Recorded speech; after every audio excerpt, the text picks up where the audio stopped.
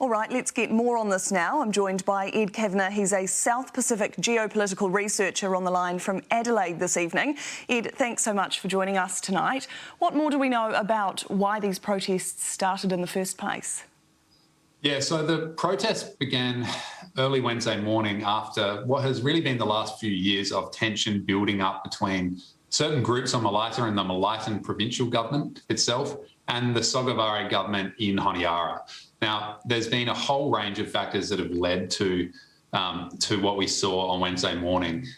Effectively, the tension has been brewing since 2019 when the Sogavare government itself actually announced new ties with Beijing. And there were a lot of actors within Malaita, namely the provincial government there, that were angered about that legitimately. A lot of locals were angry about that, but there's been a lot of riling up of tensions within that community itself. There's been the local government in Malaita province has really taken advantage in some ways of the tensions, has capitalised on the anger that you're seeing in the public in Malaita, and that's really amped up people. And there's been that's kind of been laid on top of longer term economic problems, longer term disenfranchisement that we've seen for many years, dating all the way back into the 1990s between Malaita and between those in power in Honiara. So what we saw on Wednesday morning and what's unfolded ever since has been really the sort of end result of several years of building tension that has led to, unfortunately, so much instability, unrest and violence on the streets of Honiara.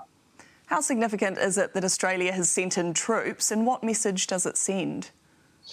It is a significant step, and Australia led a peacekeeping operation in Solomon Islands for 13 years between really the end of 2003 all the way to 2017. They left and there was a peaceful election back in 2019. And really, I don't think anyone expected the Australians to have to send in troops again.